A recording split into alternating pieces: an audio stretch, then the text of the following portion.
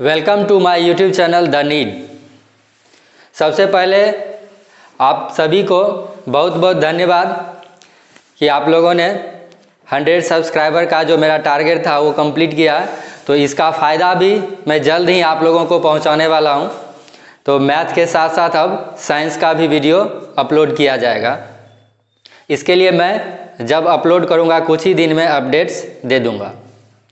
तो अभी mathematics continue करते हुए चैप्टर 10 जो कि सर्कल है इसको आगे कंटिन्यू करते हैं। तो इसमें सबसे पहले हम इंट्रोडक्शन को देखेंगे जिसमें कुछ बेसिक्स है वो आपको पहले से भी पता होगा, लेकिन एक बार उसको रिपीट कर देते हैं, रिवाइज कर लेते हैं। सबसे पहले सर्कल के डिफिनीशन को देखते हैं। सर्कल को हम डिफाइन कैसे करेंगे? सर्कल क्या है? एक प्लेन फिगर। सर्कल क्या है? एक प्लेन फिगर है जो कि किसी फिक्स पॉइंट से, एक फिक्स पॉइंट से उसका डिस्टेंस हमेशा कांस्टेंट होता है। A plane figure which is equidistant from a fixed point is called circle. ठीक है, एक बार फिर से रिपीट कर रहा हूं डिफिनीशन को। A plane figure which is equidistant from a fix point is called circle. कई तरह से इसको डिफाइन किया जा सकता है जिसमें से एक डिफिनीशन ये है। ठीक है, तो सर्कल को हमने डिफाइन कर लिया। अब इस फिक्स पॉइंट को क्या कहा जाता है? The fix point is called centre. ये जो फिक्स पॉइंट है इसको हम क्या कहेंगे? सेंटर। और जो इक्वल डिस्टेंस है, फिक्स डिस्टेंस, इसको हम क्या कहेंगे? रेडियस। तो यहाँ पर जो फिक्स्ड पॉइंट है ओ, यह हो गया इसका सेंटर, और जो फिक्स डिस्टेंस है, इक्वल डिस्टेंस ओ ए, यह क्या हो गया? रेडियस। ठीक है, इसके बाद एक टर्म आता है सेकेंड। सेकेंड क्या होता है? एक ऐसा line, a line which divide circle in two equal part. एक लाइन, इस लाइन को हम L से रिप्रेजेंट कर दे रहे हैं। एक ऐसा लाइन जो सर्कल को 2 पार्ट में डिवाइड करता हो तो उसको हम क्या कहेंगे? सेकेंड। तो यहाँ जो L लाइन है वो क्या है? सेकेंड है। अब सेकेंड का वह पार्ट जो सर्कल में हो, इन द सर्कल, इसका एंड पॉइंट सर्कल पे हो और बाकी जो पॉइंट है वह सर्कल के अंदर हो, तब हम उसको क्या कहेंगे? कॉर्ड। कॉर्ड क्या है? कॉर्ड एक लाइन सेगमेंट है। सेकेंड और कॉर्ड में डिफरेंस क्या है? सेकेंड एक लाइन होता है लेकिन कॉर्ड एक लाइन सेगमेंट होता है, यानी उसका जो एंड पॉइंट है वो सर्कल पे होता है। तो यहाँ पर एक्स वाई क्या हो गया? एक कॉर्ड। कॉर्ड भी सर्कल को 2 पार्ट में डिवाइड करता है, लेकिन कॉर्ड का लेंथ फिक्स होता है, वो कहीं भी होगा लेकिन उसका एंड पॉइंट सर्कल के सर्कमफेरेंस पर ही होगा। यह भी एक कॉर्ड है। ठीक है, नेक्स्ट हम एक टर्म देखते हैं, डायमीटर। डायमीटर क्या होता है?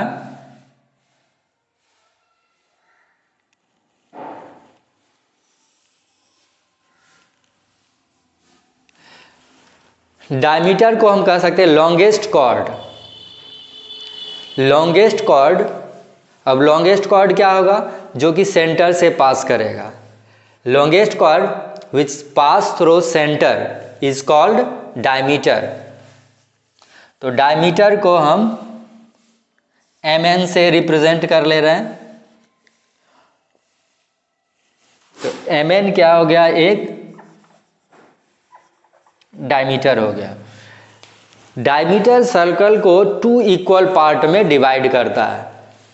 तो नंबर ऑफ डायमीटर्स जो है इनफाइनाइट हो सकता है, रेडियस भी इनफाइनाइट हो सकता है, ये सब तो बेसिक कंसेप्ट पहले भी हम लोग पढ़ चुके हैं। अगर इसमें कोई दिक्कत होगा तो उसको कमेंट में मेंशन कीजिए, ठीक है। तो डायमीटर क्या होगा, सर्कल को 2 इक्वल पार्ट में डिवाइड करता है। उसके बाद हम देखते हैं आर्क। आर्क क्या होगा, आर्क क्या है, सर्कल का कोई पार्ट, सर्कल का कोई पार्ट, सर्कल के सरकमफेरेंस को अगर हम मान लीजिए यहाँ से कट कर दे रहे हैं तो ये जो पार्ट बन रहा है ये क्या है, एक आर्क हो गया। यहाँ से आर्क को हम ऐसे लिख सकते हैं, आर्क को इस तरह से डिनोट किया जाता है। यहाँ पॉइंट अगर PQ है तो इससे बनने वाला आर्क कैसे लिखाएगा, PQ लिख देंगे और उसके ऊपर ये आर्क का साइन दे देंगे, तो इसका मतलब ही हो गया आर्क PQ, ठीक है। तो ये जो हम देख रहे हैं आर्क, इस 2 पॉइंट से 2 तरह का आर्क फॉर्म हो रहा है, एक ये स्मॉलर वाला और एक लार्जर वाला। तो स्मॉलर पार्ट को क्या कहेंगे, माइनर आर्क, और जो लार्जर पार्ट है उसको क्या कहेंगे, मेजर आर्क, ठीक है। माइनर आर्क और मेजर आर्क, ठीक है। तो यह आर्क 2 पार्ट में सर्कल को डिवाइड करा, तो जो छोटा पार्ट है वो माइनर और जो बड़ा पार्ट है वह मेजर आर्क कहलाएगा, ठीक है। इसके बाद जो नेक्स्ट टर्म जो अब हमें ध्यान देना है वो क्या है, सेक्टर। सेक्टर क्या होता है, तो सर्कल के सेंटर और उसके सरकमफेरेंस को जो लाइन सेगमेंट मिलाता है उसको क्या कहते हैं, रेडियस। तो 2 रेडियाई से, 2 रेडियस से और क्रॉसपॉन्डिंग आर्क से जो रीजन फॉर्म होता है उसको हम क्या कहते हैं, सेक्टर,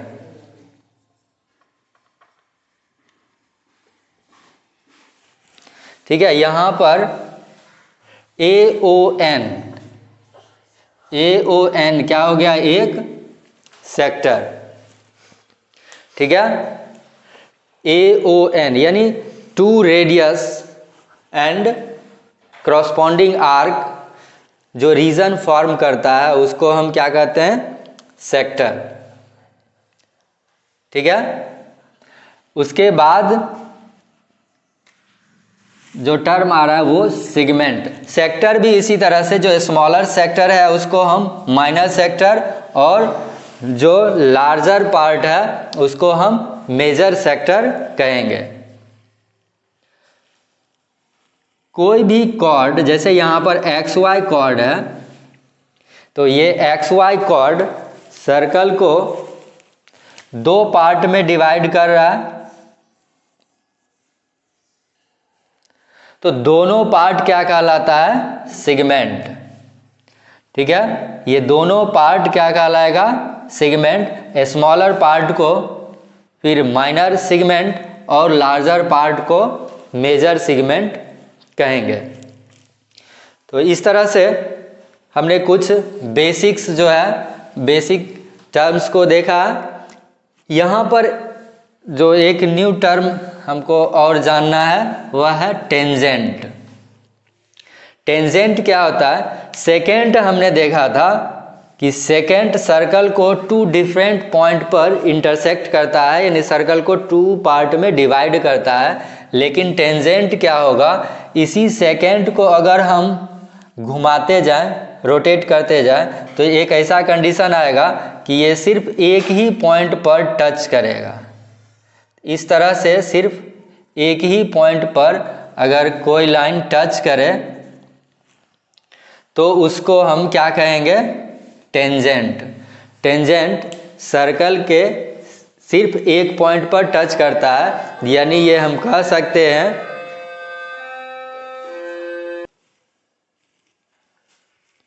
तो टेंजेंट को हम एक तरह से और डिफाइन कर सकते हैं, टेंजेंट और सर्कल में ओनली 1 कॉमन पॉइंट होगा। टेंजेंट एक ऐसा line, a line which touches the circle and only one point is common। ठीक है, यहाँ पर अगर हम इस पॉइंट को कॉमन मान के चले तो, और इसका नाम हम कुछ रख देते हैं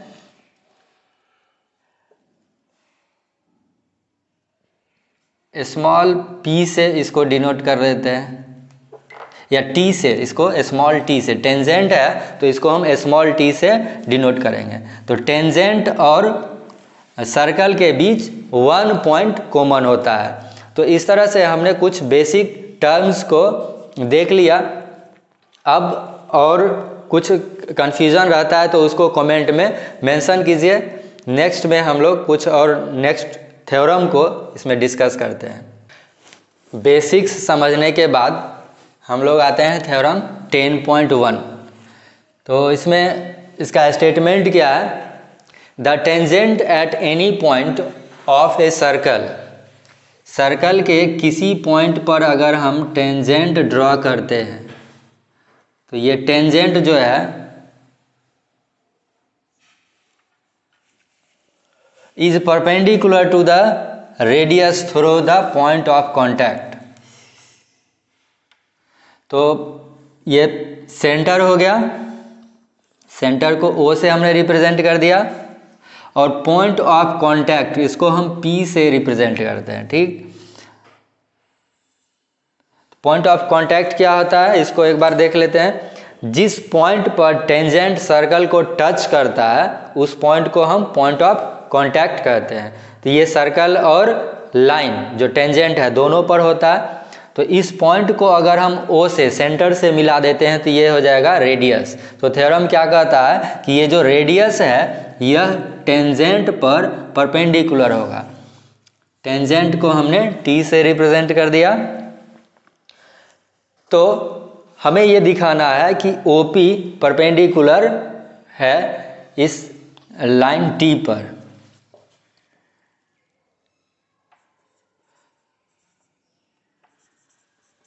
Prove that OP perpendicular to line T। तो इसके लिए हम क्या करेंगे, यहाँ पर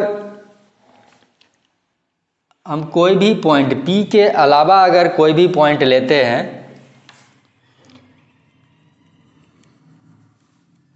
एक पॉइंट Q ले लिया हमने, तो चूंकि ये T जो है टेंजेंट है तो सिर्फ एक पॉइंट जो होगा कॉमन होगा जो कि सर्कल पे होगा, और इसके अलावा P के अलावा अगर कोई भी पॉइंट लेंगे तो वह क्या होगा, OP से बड़ा होगा, सर्कल के बाहर होगा। तो any point other than P, any point other than P on line T will be greater than OP। अगर हम T पर कोई भी पॉइंट लेते हैं जो कि P से अलग है तो वह हमेशा उसमें OP जो होगा हमेशा OQ से लेस होगा। ठीक है, तो इसका हम कारण क्या देंगे कि ये जो सर्कल के आउटसाइड में, ऑन द सर्कल जो पॉइंट हो गया वो तो रेडियस हो गया, लेकिन सर्कल के आउटसाइड में कोई भी पॉइंट लेते हैं तो वो हमेशा उस रेडियस से बड़ा होगा, यानी OP जो है OP OQ से हमेशा OP OQ से हमेशा छोटा होगा। तो इस तरह से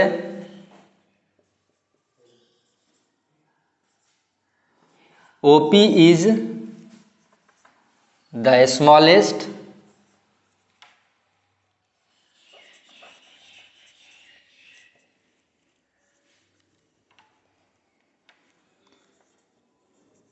line segment. OP smallest line segment हो गया। तो हम लोग जानते हैं कि स्मॉलेस्ट लाइन सेगमेंट क्या होता है, किसी पॉइंट और लाइन के बीच जो स्मॉलेस्ट लाइन सेगमेंट होगा वह उस पर परपेंडिकुलर होगा। ठीक है, यानी किसी पॉइंट और लाइन के बीच जो स्मॉलेस्ट डिस्टेंस होता है वो क्या होता है, उस पर परपेंडिकुलर लाइन होता है। ठीक है, smallest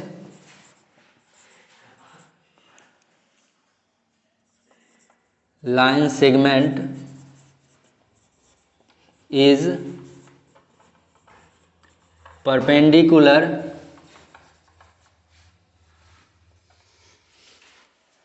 to the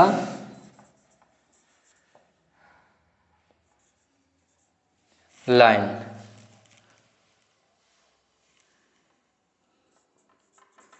from a given point।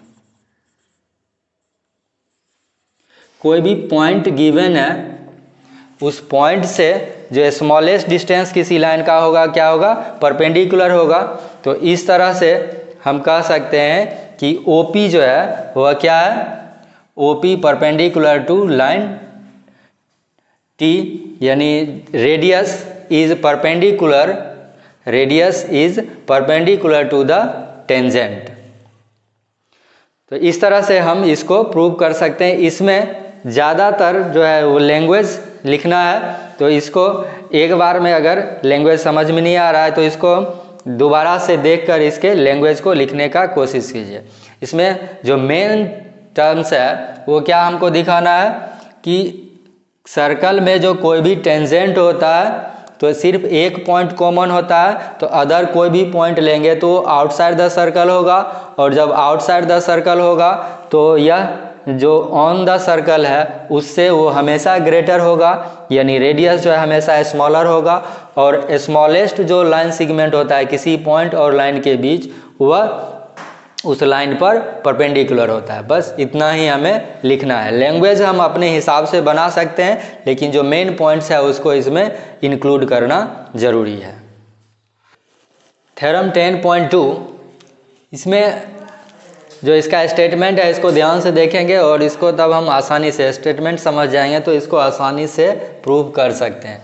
The lengths of tangents drawn from an external point to a circle are equal.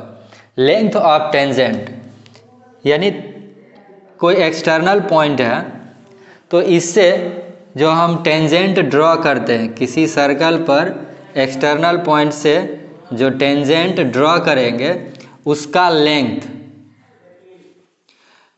ठीक है, the length of tangent drawn from an external point. एक external point हमने P ले लिया है, centre O है, इस centre से आप इसको मिला देते हैं,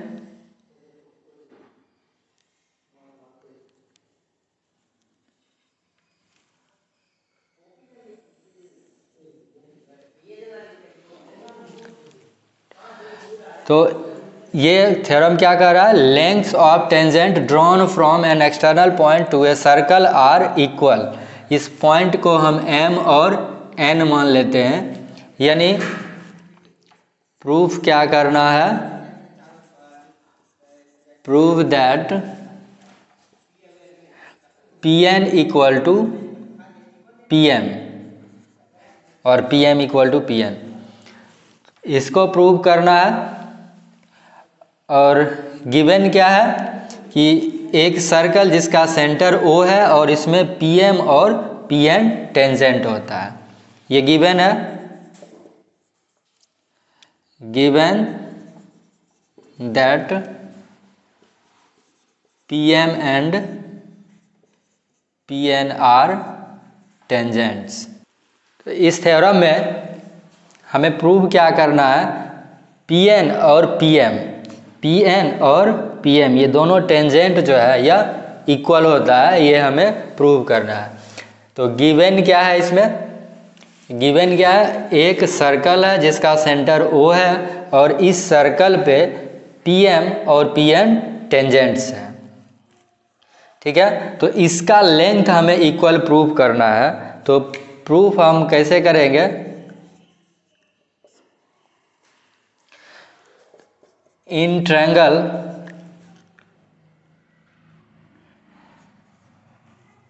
PMO and triangle P N O. इस ट्रायंगल में एंगल पी एन ओ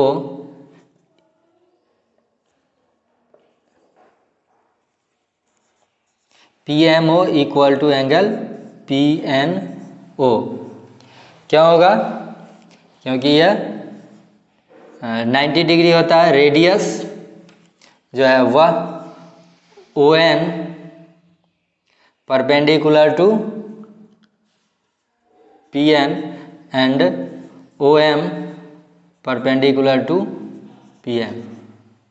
ये हमने थ्योरम फर्स्ट में प्रूव किया था कि रेडियस जो है वह टेंजेंट पर परपेंडिकुलर होता है।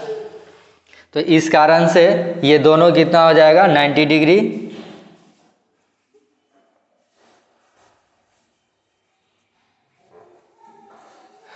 ठीक है, तो ये दोनों 90 डिग्री हो गया।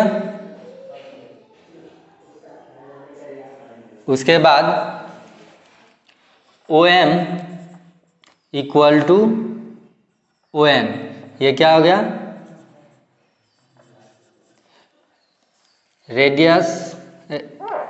Radii of the circle.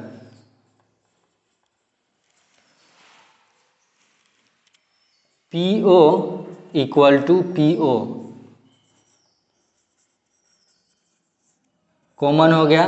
तो इस तरह से right angle, hypotenuse and side, right angle, hypotenuse and side. तो bye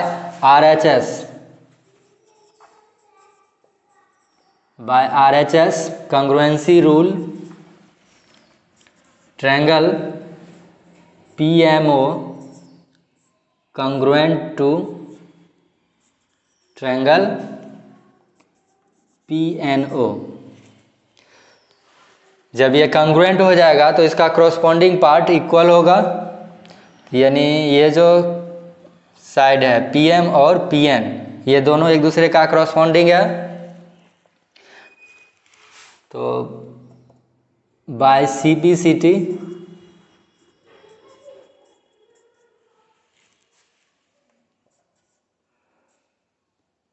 PM equal to PN। तो इस तरह से हम PN और PM को इक्वल प्रूव कर सकते हैं।